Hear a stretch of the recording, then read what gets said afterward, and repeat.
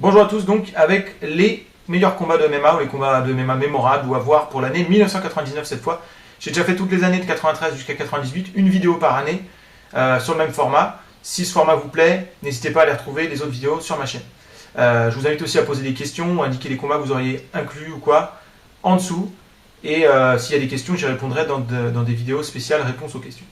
Alors je vais attaquer rapidement puisqu'en 99 il n'y a pas eu des grosses évolutions d'un point de vue histoire du MMA. Je peux juste préciser une chose, c'est que en 99 il y aura l'un de mes combats préférés de tous les temps. J'ai jamais décidé lequel était mon préféré, mais il y a un de mes combats vraiment tout préférés dans cette année 99. Et il y a un très bon combat aussi, assez méconnu puisqu'il n'a pas lieu ni à l'UFC ni au Pride, mais dans une autre organisation dont je n'ai pas encore tellement parlé. Donc je le ferai ici. Voilà. Donc j'attaque tout de suite avec le premier combat, le combat entre Bas Rutten et Tsuyoshi Kosaka qui a lieu à l'UFC 18, c'est tout au début de l'année. Je propose les combats dans l'ordre chronologique, donc là on est en janvier, le 8 janvier 99. Donc entre Bas Rutten et Tsuyoshi Kosaka, qui était un combat qui était important à l'époque, mais qui aurait pu être encore plus important si la suite des événements s'était déroulée, on va dire, comme l'UFC l'avait prévu. Parce qu'en fait, Bas Rutten était à ce moment-là l'un des meilleurs poids lourds au monde, mais meilleurs combattants au monde. Il restait sur 19 matchs sans défaite, invaincu depuis mars 95. Sa dernière défaite, c'était contre Ken Shamrock, à l'époque où Ken Shamrock était numéro 1 mondial. Une immense star, en plus très charismatique, avec un style plutôt axé pied-point, donc il met beaucoup de KO, donc quelque chose que les fans aimaient bien à l'époque, et même toujours plutôt bien d'ailleurs aujourd'hui. Et donc, l'UFC a récupéré ce combattant-là pour en faire, à mon avis, leur star. Ils avaient vraiment l'intention de le faire, ça s'entend dans la façon dont les commentateurs parlent de lui. Mais alors quand même, il y avait un bémol, c'est qu'ils ne savaient pas forcément ce que Bas Rutten allait donner dans des règles différentes de celles de Pancrase Simple Wrestling. Et donc, ils le testent sur ce combat-là contre un autre combattant qui s'est fait un renom au Japon, qui s'appelle Tsuyoshi Kosaka, qui est un japonais, qui a fait sa carrière plutôt à la Rings, qui est une Rings Fighting Network, je crois, qui est une organisation de catch et de MMA japonais qui a été fondée par pour les gens qui connaissent un peu le catch, par Akira Maeda, un ancien de la New Japan Pro Wrestling et de la UWF. Donc la connexion entre catch et MMA au Japon est très forte. À la Rings, on verra notamment, c'est l'organisation qui va avoir les débuts de gars comme Fyodor Emelianenko, Antonio Rodrigo Nogueira pour le Japon, Dan Anderson a fait ses débuts au Japon là-bas, et j'en passe, Ricardo Arona. Voilà, c'est un peu une niche à talent, c'est pas rien d'être une star là-bas. Et donc Kosaka, en plus de ça, a eu 2 combats à l'UFC qu'il a remportés contre des poids lourds un petit peu cotés comme Kimo Leopoldo et Pete Williams. Il reste sur 5 matchs sans défaite. C'est l'un des membres du clan The Alliance, le clan avec Frank Shamrock et Maurice Smith. Ça fait de lui un combattant très complet parce qu'il s'entraîne avec un kickboxer, un grappleur, etc. Ils sont vraiment complets. Et surtout, c'est souvent un clan qui arrive dans le combat avec une bonne notion tactique, une bonne approche tactique. Donc c'était un gros test pour Bas Rutten. Et ça va s'avérer être effectivement un excellent test puisque Bas Rutten va avoir beaucoup de mal à gagner, mais il va gagner quand même, il va devoir s'employer. En fait, Kosaka va avoir la bonne stratégie qui va être de presser Bas Rutten contre la cage et de le mettre au sol contre la cage. Bas Rutten n'étant pas habitué à la cage, ça va pas mal le contrarier, mais il va quand même éviter trop de dégâts, notamment au visage. Mais il va être vraiment en retard sur les juges. Enfin, si le combat avait dû aller à la décision, il aurait été en retard. Et après 13 minutes de combat, on va en prolongation. À l'époque, il y a un système de prolongation. Bref, ils appellent ça comme ça. Ce qui aurait pu être d'ailleurs très intéressant de dire on fait 13 minutes de combat et s'il n'y a pas de vainqueur, il reste 3 minutes et on juge. Enfin, si ça va au juge, les juges ne jugent que ces 3 minutes-là. Je trouve que ces règles-là seraient intéressantes. Bon, dites-moi ce que vous en pensez. Mais voilà, c'est pas comme ça que ça se passait à l'époque. Et donc, on peut se dire qu'avant la prolongation de 3 minutes, Kosaka est en tête auprès des juges si ça continue comme ça. Et donc, la star Bas Rutten va peut-être perdre son premier match depuis 5 ans. Et il va perdre un peu son statut numéro 1 au profit de Kosaka, etc. Et en fait, dans les 3 minutes qui suivent, Bas Rutten va vraiment super bien travailler en défense d'amener au sol. Kosaka commence à être un peu fatigué, va faire des dégâts, notamment avec les low kicks, ce qu'il avait déjà commencé à faire. On sent qu'il fait des low kicks aussi pour préparer un éventuel high kick. Si l'autre commence à se dire, il me tape tout le plan dans la jambe, il commence à focaliser sur la jambe et boum, ça part à la tête. Et il réussit finalement, en faisant le forcing, à faire un KO à peu près 1 minute de la fin. Une fin qui aurait été très compliquée pour lui, parce que je pense que les juges auraient donné victoire à Kosaka. Donc c'est vraiment un match intéressant dans le scénario aussi, en plus de son importance et de son truc. Voilà, alors j'ai dit que ça aurait pu être un combat beaucoup plus important que ce que ça a été. C'est un combat qui est fun, comme je l'ai raconté. Ça aurait pu être plus important si la suite de la carrière des 2 combattants, surtout celle de Bas Rutten, avait été plus prestigieuse. En fait, Bas Rutten, après ça, va pouvoir avoir le match pour le titre contre Kevin Randleman, qu'il va gagner, mais d'une manière absolument hallucinante. C'est la pire décision des juges de tous les temps, et de loin. Parce que quand Kevin Randleman va mettre Bas Rutten au sol tous les rounds, il va faire quand même un peu de dégâts en ground and pound, même si pas tant que ça par rapport au temps passé au sol. Et les juges vont donner la victoire à Bas Rutten pour le peu de frappes qu'il a réussi à placer quand il était debout. Ce qui est vraiment mais scandaleux. Et d'ailleurs, Kevin Randleman et son clan, avec Mark Coleman notamment, vont être outrés. Heureusement, j'ai envie de dire, Bas Rutten va se blesser. Il va prendre sa retraite. Il va y avoir un autre match avec Kevin Randleman pour qu'il puisse devenir champion, etc. Donc bref, tout va rentrer dans l'ordre, on va dire. Mais voilà, Bas Rutten, comme je viens de le dire, va se blesser. Il va devoir prendre sa retraite. Donc finalement, il ne deviendra pas la star que l'UFC espérait qu'il devienne. Et il va devenir commentateur du Pride pour notre plus grand plaisir parce que c'était un super commentateur. Très très charismatique et éloquent plutôt dans sa voix. Parce que charismatique, ça serait plus le physique et éloquence par la voix. Quant à Kosaka, lui, il va retourner pas mal au Japon combattre, avec des résultats un peu en dents de scie, mais il restera toujours assez pertinent comme Koken Korias. J'en veux pour preuve son rematch contre Fyodor Emelianenko, lorsque Emelianenko va être dans une série de victoires, ils vont dire on va le faire raffronter le seul gars qui l'a battu, savoir Kosaka. Et Kosaka va réussir à tenir tous les rounds contre Fyodor. Non, même pas, non, il va perdre sur coupure, donc je dis n'importe quoi. Enfin voilà, c'est un samouraï un peu vaillant, mais qui va jamais être un très très grand nom. Et je ne reparlerai pas de lui dans aucun des matchs que je vous proposerai pour les autres années. Voilà, donc un beau combat tactique avec un bon scénario et qui montre Bas Rutten quand il était numéro 1. Je crois que c'est intéressant. Je passe au deuxième combat. Le combat entre Tito Ortiz et Guy Mezger à l'UFC 19. Alors, rappelez-vous, je vous avais déjà parlé d'un match entre Tito Ortiz et Guy Mezger dans une vidéo précédente. Il y avait eu, en fait, ça c'est la revanche d'un combat qui s'était passé en 97 où Guy Mezger était devenu le vainqueur d'un tournoi light heavyweight. C'était la soirée où Ortiz faisait ses débuts. C'était un combat qui avait été un peu litigieux puisque Ortiz avait une très bonne position, il semblait en position pour gagner et faire une énorme surprise en battant Guy Mezger. Et en fait, il y a eu une coupure au cuir chevelu ou quelque chose comme ça, ce qui fait que l'arbitre a fait relever les deux combattants pour vérifier la coupure. Et comme la coupure n'était pas très importante, ils ont repris le combat. Sauf qu'ils ont repris le combat debout, alors qu'Ortiz avait une super position au sol. Et debout, il s'est fait prendre dans une guillotine, il perd le combat. Et on se dit que si l'arbitre ne les avait pas fait relever, ou alors qu'il les avait fait repartir dans la même position, Ortiz aurait gagné, je pense. Enfin, c'est ce que je pense personnellement, sans être fan de Ortiz ni rien. Donc le rematch était vraiment attendu pour ça. Et je pense que c'est quelque chose qui a donné une bonne leçon à Tito Ortiz, notamment dans l'approche du fait de se dire qu'il peut y avoir des faits de match et que ça ne doit pas le faire s'écarter de sa stratégie, quoi, quelque part. Et là, en fait, il va gagner de façon très très très très nette contre Guy Mezger, qui était l'un des, je dirais, top 5 mondial, toute catégorie de poids. Il était King of Pancrase à l'époque. Il a battu pas mal de poids lourds un peu cotés. Il était vraiment bien à l'époque. Il était au sommet de sa carrière, plus ou moins, Guy Mezger. Et il va être battu, mais de façon très très impressionnante par Tito Ortiz. En fait, ça fait partie de ces combats où le combattant qui perd, on a l'impression qu'il perd autant pour la douleur des coups qu'il reçoit ou pour la fatigue que pour le fait d'avoir craqué mentalement. On a l'impression que Tito Ortiz va le presser, va le dominer en grappling dans tous les sens, il va lui mettre du ground and pound, enfin en gros c'est ça, pendant tout le match. Et on sent que petit à petit, Mezger se fatigue à essayer de défendre les hommes de sol et surtout, on a vraiment l'impression que mentalement, il lâche l'affaire au bout d'un moment. Et en fait, quand il perd, on a l'impression qu'il perd plus du fait de la fatigue et de la fatigue psychologique ou mentale, quoi, si vous voulez. Et ça, c'est très impressionnant. Je trouve que c'est les victoires qui sont les plus impressionnantes. Georges Saint-Pierre a infligé quelques victoires un peu comme ça, voilà, je vous en reparlerai plus tard. Mais là, celle-là, elle est vraiment très forte parce que c'est celui qui était outsider qui fait craquer complètement l'autre qui était favori. Donc, c'est vraiment impressionnant. Voilà. Alors, petit fait quand même de match, enfin plutôt post-match. Tito Ortiz enfile un t-shirt après le match qu'on ne voit pas si vous regardez la vidéo sur le UFC Fight Pass. Mais il enfile un t-shirt. Vous pourrez trouver la photo sur YouTube, sur Google, enfin bref, vous trouvez la photo sur Internet. Il enfile un t-shirt où c'est écrit Guy Mezger is my bitch. Donc évidemment très irrespectueux en faisant deux gros fuck comme ça, je crois. Et il fait deux fuck en fait au clan Lions Den, puisqu'il a battu Jerry Bollander au match précédent qui était du clan Lions Den, et Guy Mezger. Et le gros nom du clan Lions Den qu'il n'a pas encore affronté, c'est Ken Shamrock. Et Ken Shamrock est un petit peu énervé et se penche sur le haut de la cage et lui fait un petit peu un truc un peu comme un patriarche, lui dit t'es un petit con toi et tout ça. Donc c'est assez marrant comme altercation. Et ça va amener le combat entre Ken Shamrock et Tito Ortiz qui va être un combat crucial dans l'histoire de l'UFC, dont je vous parlerai pour l'année 2002. C'est 2002 je crois, oui. Qui aura lieu un peu trop tard le combat. Il faut savoir que Ken Shamrock à l'époque était un catcheur qui catchait à la WWF, future WWE pour ceux qui ne savent pas. Et on était en pleine Attitude Era, donc une époque où les audiences télé étaient monstrueuses. Donc Ken Shamrock était vraiment très très connu en plus de ce qu'il avait fait en MMA. Donc cette scène et tout ça a créé un peu de buzz, enfin de buzz, est-ce qu'on peut parler de buzz à l'époque, mais enfin, a créé un peu de buzz autour de Tito Ortiz qui va être lui aussi une star ensuite. Donc voilà, c'est un peu l'émergence de Tito Ortiz en tant que monstre dans le combat et de star un peu à la McGregor ou un truc comme ça, c'est-à-dire un combattant un peu provoque qui divise un peu la foule entre ceux qui l'adorent et ceux qui le détestent plutôt. Bon, après, moi, je suis dans aucun des deux cas, que ce soit pour Ortiz ou pour McGregor, mais voilà, c'est des combattants qui sont clivants pour une bonne partie de la foule. On peut dire qui clivent, je sais pas.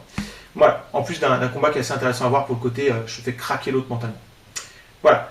Je reparlerai de Tito Ortiz plus tard, dans l'année 99, pour un autre combat.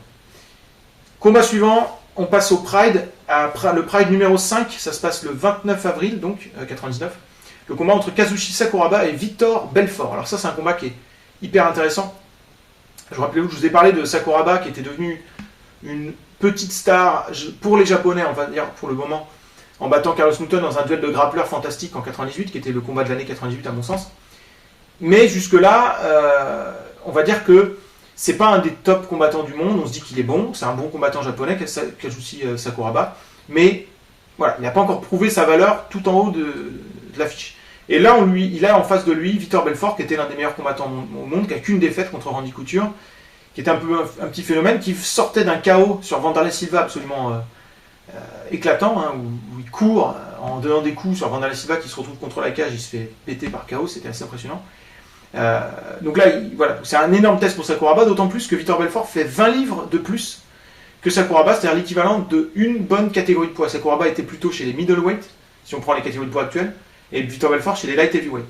Donc, une catégorie de poids d'écart avec toutes ces différences-là. Vitor Belfort, ceinture noire de jiu-jitsu, très fort debout, peut mettre des KO, tout ça. Une seule défaite contre Couture, c'était un combat un peu particulier chez les poids lourds. On peut se dire que peut-être que le miracle Sakuraba va s'arrêter. C'est pas qu'il ait vraiment commencé, ni rien. Et en fait, c'est exactement le contraire qui va se passer. Sakuraba va non seulement gagner, mais il va complètement éteindre Vitor Belfort.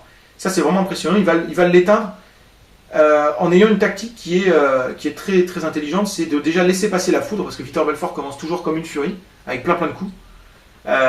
Et il va un peu se fatiguer en faisant ça, Vitor Belfort, et surtout Sakuraba va se servir de cette pluie de coups pour aller réussir à mettre Belfort au sol.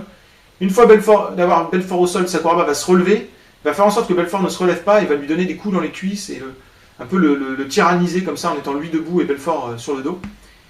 Et je crois qu'en plus de la douleur aux cuisses que ça va infliger, les kicks aux cuisses que Sakuraba va infliger à Belfort, je crois qu'il va infliger des dégâts aussi psychologiques. Je me rappelle d'avoir vu une interview de Georges Saint-Pierre qui expliquait ça dans son combat, notamment contre BJ Penn, où il avait repéré que certains combattants n'avaient pas d'endurance psychologique. C'est-à-dire que le fait d'être vif, de penser un peu à tout, d'être là, de sang-froid, enfin tout ça, toute la fraîcheur psychologique qu'on peut avoir et qui est quand même nécessaire pour avoir des performances.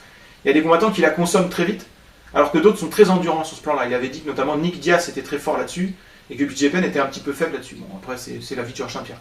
Eh bien, je pense que Vitor Belfort n'était pas forcément très fort là-dessus, et qu'il s'est beaucoup fatigué aussi psychologiquement dans toute cette situation où Sakuraba joue un peu avec lui, le malmène, lui fait peur, enfin bref. Et lorsqu'il revient, parce que le premier round de 10 minutes s'arrête comme ça, lorsqu'il revient dans le deuxième round, Vitor Belfort est au ralenti. On a l'impression qu'il est fatigué, physiquement, fatigué psychologiquement, et touché aux jambes. Et Sakuraba, du coup, le domine debout. C'est incroyable. Il fait notamment à un moment donné un spinning back kick qui touche Belfort à l'abdomen, et Belfort va au sol à contre-temps. C'est-à-dire, genre, le coup lui a pas fait mal tout de suite, mais 2 secondes plus tard, il préfère aller au sol tellement ça le. Peut-être que c'est dans le foie ou ça lui a coupé le souffle, ou je sais pas. Donc ça, c'est super impressionnant. Sakuraba, au fur et à mesure, prend énormément confiance, et on sent que ça perturbe beaucoup Belfort, qui était tout jeune en plus à l'époque, et malgré tout. Il y a ce truc aussi de tout le côté divertissant de Sakuraba vis-à-vis du public japonais, où il fait un peu le clown, en même temps il est dangereux, il tente des moves improbables, etc.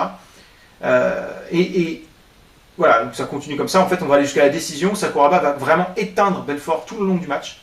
Finalement, en dehors de la pluie de coups qui dure 30 secondes, 1 minute au début, tout le reste du combat, c'est Sakuraba qui maîtrise et qui domine et qui éteint Vitor Belfort.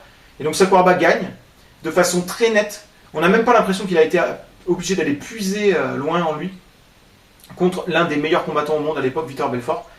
Et donc ça fait de Sakuraba l'un des meilleurs combattants au monde automatiquement. Ça fait de lui une immense star au Japon, où tout d'un coup je pense que les Japonais ont commencé à se dire non seulement que ce combattant était fun, était sympa, était tout ça, mais qu'il était capable de battre n'importe qui. Et ça, c'est pas encore près de s'arrêter.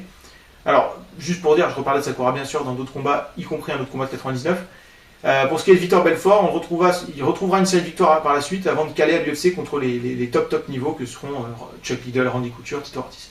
Donc il fera toute une carrière. Je vous reparlerai de Vitor Belfort à l'occasion. Combat suivant, Alors là, on retrouve le combat que j'ai un peu teasé au début de la vidéo, le combat qui est excellent et que vous ne connaissez probablement pas, puisqu'il a lieu à la Shooto, ou au Shooto, je ne sais pas comment on dit, je dirais à la Shooto. Donc Shooto, c'était une organisation de MMA japonaise. C'est pas compliqué, c'est la première organisation de MMA de tous les temps.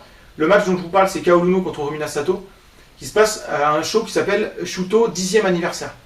Donc, enfin, 10th Anniversary Event, hein, c'est en anglais. Et en fait, ça veut dire que Shooto a démarré le 29 mai 89. Donc vraiment avant tout le monde. Simplement à l'époque, c'était des gars qui s'entraînaient ensemble et qui s'affrontaient dans des toutes petites arènes. C'était très, comment dire,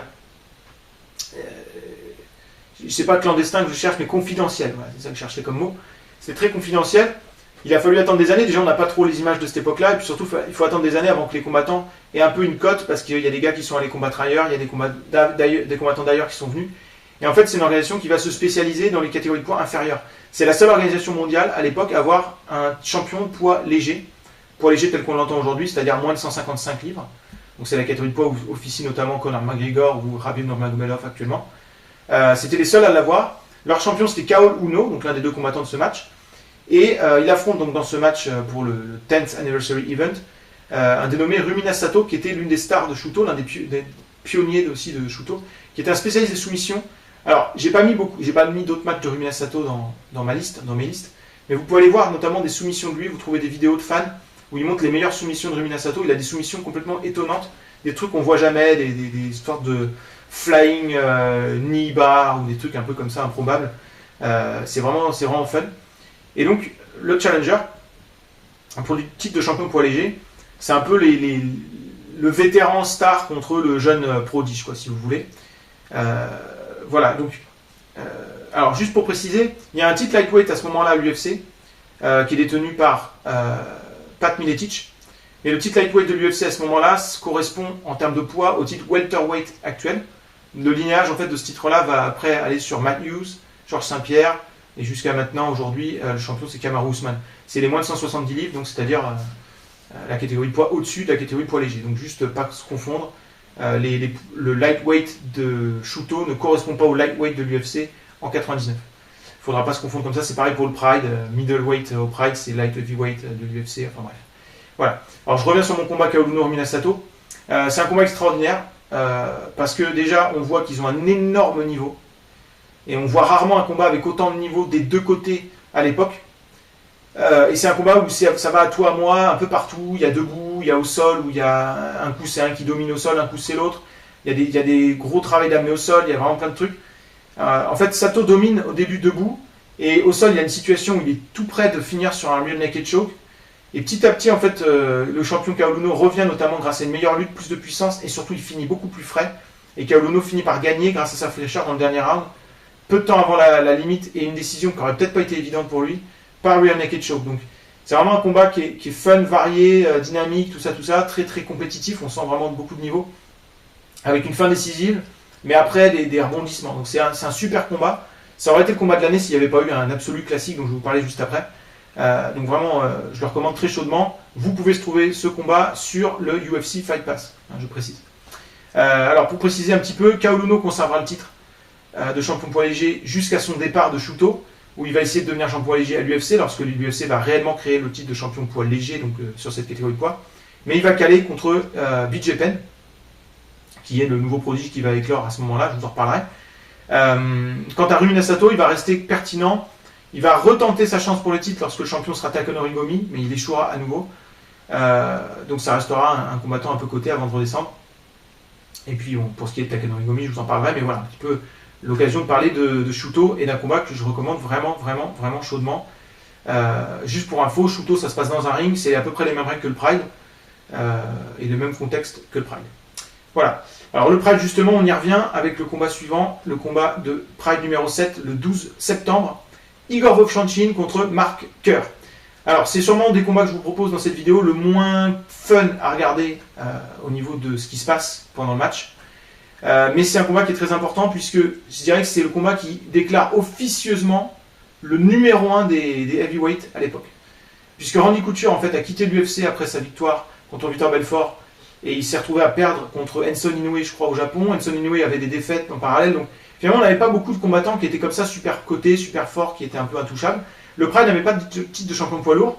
Et en fait, dans ce combat, on a Igor Vovchanchyn qui a vaincu depuis plus de 4 ans avec 32 victoires consécutives, dont 3 au Pride, beaucoup de KO. Donc forcément hyper coté comme l'un des meilleurs combattants au monde, bien sûr. Et face à lui, Mark Kerr était invaincu. Il avait gagné des matchs à l'UFC d'abord et puis ensuite donc au Pride. Et Mark Kerr, c'était une machine de guerre, un monstre physique. Et ça semble impossible de ne pas se faire mettre au sol par Mark Kerr et ça semble très difficile de résister à son ground and pound au sol. Donc ça semble être un petit peu le duel striker contre grappler qui allait élire le numéro 1 mondial au monde. Et d'ailleurs, c'est ce que dit le commentateur Steven Quadros avant le combat, où il dit que voilà, ça élira le meilleur de tout temps. Alors, le meilleur poids lourd au monde. Alors, c'est peut-être un peu exagéré parce que voilà, il y a Bas Rutten, voilà, il y a Randleman qui est pas mal, il y a Frank Shamrock, il y a Tito Ortiz qui monte, il y a plein de gars à prendre en compte.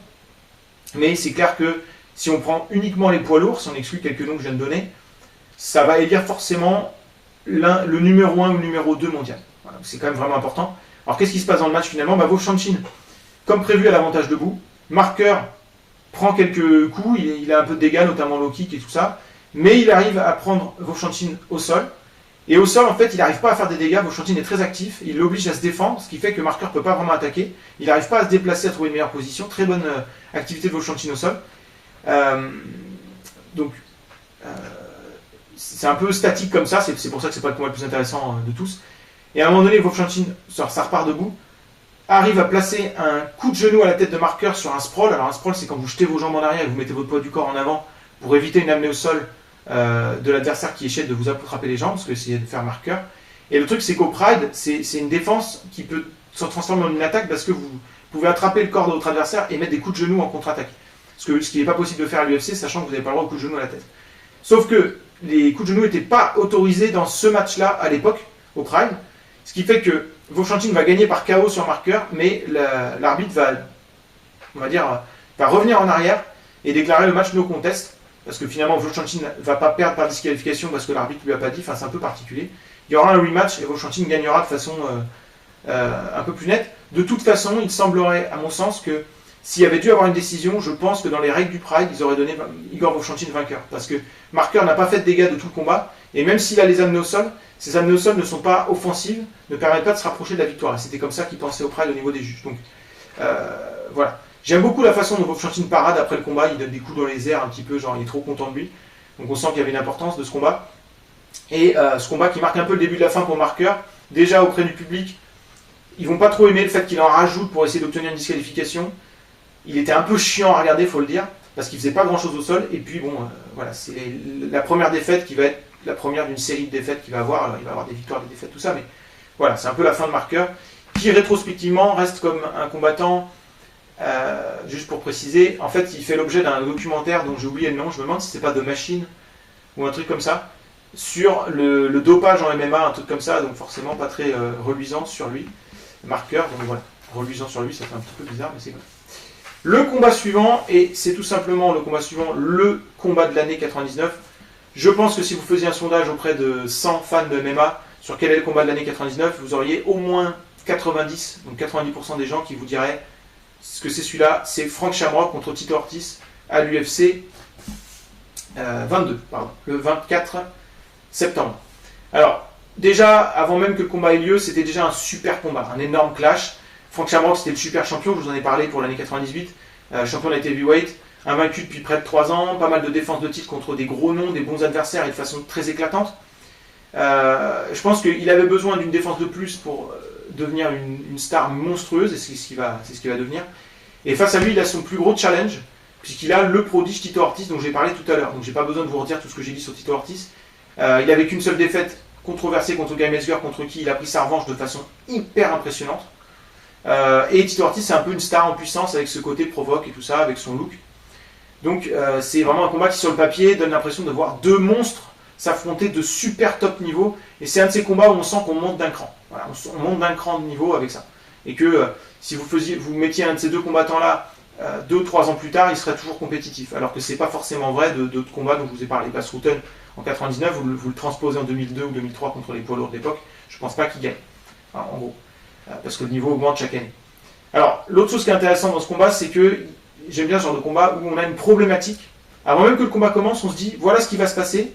Et je suis curieux de voir qu'est-ce que le combattant qui va subir ce qui va se passer va proposer. Alors quelle est la problématique ici que Tito Ortiz pose en fait, c'est comment faire pour l'empêcher de vous mettre au sol et comment faire pour, si vous vous trouvez au sol voilà, ou qu'il vous presse, comment faire pour faire des dégâts, le mettre dans une soumission. Enfin ça paraît très compliqué. Gab Metzger qui est un très bon lutteur, assez puissant, n'a pas pu le faire. Est-ce que Frank Shamrock en 5 rounds va pouvoir le faire? Et en fait, Frank Shamrock va avoir une stratégie face à ça. Je vous ai dit que il fait partie d'un clan, The Alliance, qui était très intelligent. Il va avoir une stratégie qui est très osée et qui est fantastique à regarder. Il va accepter le fait que Tito Ortiz va le mettre au sol. Voilà. Déjà, c'est le premier truc. C'est-à-dire qu'il va évidemment faire des défenses d'amener au sol, et d'ailleurs, ces défenses d'amener au sol sont assez impressionnantes. Il va essayer de faire des dégâts avant d'aller au sol, il va essayer de faire des dégâts en étant amené au sol, il va forcer Tito Ortiz à travailler, bien sûr, mais on sent qu'il va pas... on sent qu'il est à l'aise avec l'idée qu'il s'est fait mettre au sol et qu'il va être dominé auprès des juges sur le premier round. En fait, Tito Ortiz gagne 1 round, 2 rounds comme ça, et même 3 rounds, pardon. Et en fait, dans le 4e round, on va sentir que Tito Ortiz commence à fatiguer. Et ça, c'est le résultat du travail de Frank Shamrock sur le dos. Il fait énormément travailler Tito Ortiz pour qu'il garde la position, pour bouger ses bras, etc. Il le fatigue. Et dans le 4e round, Frank Shamrock semble accélérer, debout, comme s'il avait attendu son moment depuis tout ce temps. Et il accélère et il réussit à mettre KO Tito Ortiz dans le 4e round. Et ça semble être sa stratégie. Et c'est juste impressionnant de voir comment... Enfin, elle est osée cette stratégie, c'est de laisser filer 3 rounds quand même. C'est monstrueux parce que c'était quasiment impossible ensuite de gagner par décision. Et donc il gagne. C'est énorme. Et puis l'intensité, l'ambiance, enfin, c'est un combat qui est extraordinaire, qui est d'un niveau de compétitivité, hein, le côté, vraiment le talent des deux combattants, c'est exceptionnel. Voilà, on aurait pu penser que Frank Shamrock, après cette victoire, allait continuer à régner pendant très très longtemps. Ça allait être facile pour lui après, parce qu'il a battu vraiment le mec le plus fort. Maintenant, Tito Ortiz est si jeune, on pourrait se penser une revanche plus tard, machin.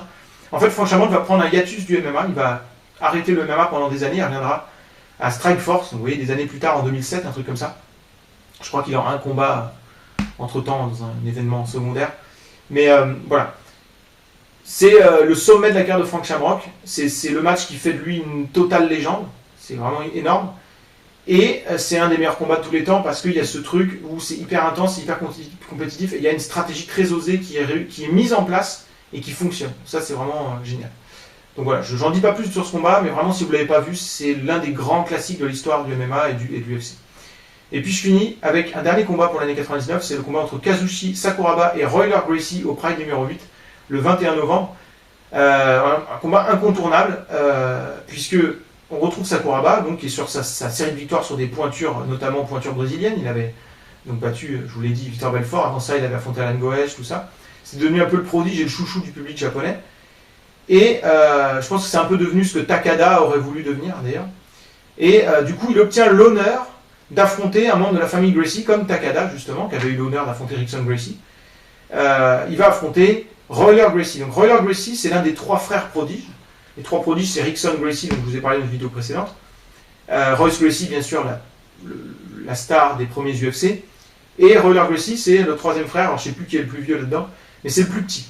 Royler Gracie, c'est un petit gabarit, il aurait été featherweight, donc poids plume. Donc voilà, donc j'ai dit Sakuraba est middleweight, donc il y a déjà entre les deux, il y a lightweight et welterweight, donc c'est 3 catégories de poids d'écart, donc c'est un petit peu tendu. Mais Royler Gracie est vraiment une immense star en jiu-jitsu brésilien, voilà. Et il était invaincu, parce que personne n'avait battu aucun membre de la famille Gracie de toute façon. Et je trouve que c'est très courageux en fait de la part de Royler Gracie d'accepter un match contre Sakuraba. Et je pense qu'il se disait, Sakuraba est un grappleur et je peux battre n'importe qui en grappling. Ce qui est possible. Voilà. Le problème, c'est que, comme c'est un petit gabarit, le problème qui va se poser à lui, c'est comment faire pour mettre Sakuraba au sol. Et il ne va pas y arriver, en fait. Et donc, il va se retrouver en grande difficulté à cause de ça. Maintenant, il faut savoir que les Gracie sont un petit peu chiants, à l'époque. Et ils ont une règle spéciale à eux, c'est que quand le match va au bout des 20 minutes, c'est un match nul. Il n'y a pas de décision des juges. Ils demandaient ça. Et donc, le combat est assez particulier parce que Sakuraba fait mumuse avec un mec qui est quand même invaincu, qui est quand même une star, un grand nom. La famille Gracie avait tout un prestige à l'époque. Sakuraba fait mumuse un peu comme avec Victor Belfort, il fait le clown et tout ça. Le fait qu'il fasse le clown, d'ailleurs, c'est ce qui va faire qu'il n'aura jamais son combat contre Rickson Gracie, je vous en reparlerai. Et du coup, c'est impressionnant de voir l'espèce de domination psychologique et presque charismatique de Sakuraba. Mais il y a ce truc derrière de se dire, oui, mais si ça continue comme ça, il ne le battra pas. Il fera match nul officiellement. Donc en fait, il faut qu'il trouve un moyen de battre Roller Gracie. Et ce qui est intéressant, c'est que Sakuraba le sait et qu'à un moment donné, il décide d'aller au sol avec Roller Gracie, donc de faire du grappling avec un ceinture de jiu-jitsu brésilien. Mais comme Roller Gracie ne s'y attend pas, Sakuraba, je pense, il est un peu surpris par ce que fait Sakuraba. Sakuraba arrive à choper une Kimura, avec sa puissance notamment, et à mettre le bras de Roller Gracie dans une position complètement très douloureuse à regarder. Si douloureuse que l'arbitre donne la victoire à Sakuraba sur ce qu'on appelle une technical submission. C'est un petit peu comme un KO technique. C'est-à-dire que l'arbitre déclare soumission à la place du combattant. C'est quand le combattant n'abandonne pas mais qui se fait casser le bras ou ce genre de truc. Voilà. Donc il y a une grande contestation dans le clan brésilien. Ils disent que voilà, il n'était pas vraiment en danger, qu'il est très souple et que ça lui faisait pas si mal que ça, etc., etc. Bon, quand on regarde la vidéo, on se dit quand même que c'est tendu.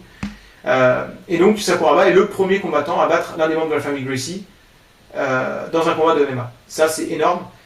Et Gracie avait perdu en jiu-jitsu, c'était très rare, mais c'était arrivé. Mais voilà, alors il n'a pas battu le plus charismatique, le plus impressionnant, le plus coté de la famille, mais il a battu l'un des 3 frères les plus cotés, et surtout, il est le premier à battre un membre de la famille Gracie. Il prend un peu la revanche, parce qu'il faut savoir que au Japon, ils sont très, évidemment, vous savez, dans l'héritage de leurs ancêtres, etc., et qu'il y avait eu un vieux combat, un peu, dont on n'a pas les images, entre le champion de judo Kimura et le champion de la famille Gracie, à l'époque, je crois que c'est Helio Gracie, qui avait été un peu controversé, une rivalité un peu tendue comme ça. Et donc lorsque Takada et Rickson Gracie étaient affrontés, ils avaient mis ça un peu en arrière-plan, sauf que Rickson Gracie avait gagné facilement contre Takada. Donc là, c'est la première fois qu'un Gracie perd, mais surtout c'est un Japonais qui le bat, et il le bat un peu dans son domaine, à savoir la soumission, avec une Kimura. Donc, il y a toute une symbolique autour. La Kimura, c'est la clé que Masahiko Kimura avait créée, le judoka dont je vous ai parlé. Donc, il y a toute une symbolique aussi autour. Ça fait de Sakuraba plus qu'une star à ce moment-là, c'est un demi-dieu. Sincèrement, je pense que les mots ne sont pas exagérés. Les Japonais l'adulaient à un point incroyable. Parce qu'en plus, il avait une personnalité hallucinante. C'est-à-dire qu'il avait l'air d'un génie, en fait. Il avait l'air d'un espèce de mec complètement hors norme, qui s'amuse, qui est complètement décontracté, mais qui domine tactiquement et psychologiquement ses adversaires, mais qui a beaucoup de compétences en plus. Enfin, c'est fou. Et c'est le début, en fait, d'une rivalité qui va culminer dans d'autres combats entre Sakuraba et des membres de la famille Gracie. Sakuraba va cumuler des victoires sur la famille Gracie et va devenir le Gracie Hunter dans ce qui va constituer pour moi la série de matchs la plus prestigieuse, la plus dingue d'un point de vue ambiance de l'histoire du Pride. La star japonaise qui bat les légendes du MMA et les spécialistes de jiu-jitsu un peu austères qui sont la famille Gracie. Donc je vous reparlerai de ça en 2000 avec le combat d'1h30 entre Sakuraba et Royce Gracie, je le dis tout de suite. Mais voilà, je vais m'arrêter là pour l'année 99. Je répète que si vous avez envie de poser des questions, de dire tiens, j'aurais bien inclus tel combat parce que je l'aime bien pour X raison, etc., n'hésitez surtout pas à commenter, c'est super intéressant. Si vous posez des questions, j'y répondrai dans des vidéos qui s'appellent FAQ permanentes. Ça peut être sur ce dont j'ai parlé ici ou d'autres choses. Comme vous voulez, il n'y a pas de problème, ça peut mettre des questions qui se prennent du temps à répondre, c'est très intéressant de répondre aussi aux questions. Et puis, je vous retrouve très bientôt pour la même chose pour l'année 2000. Donc, à bientôt et portez-vous bien. Bye.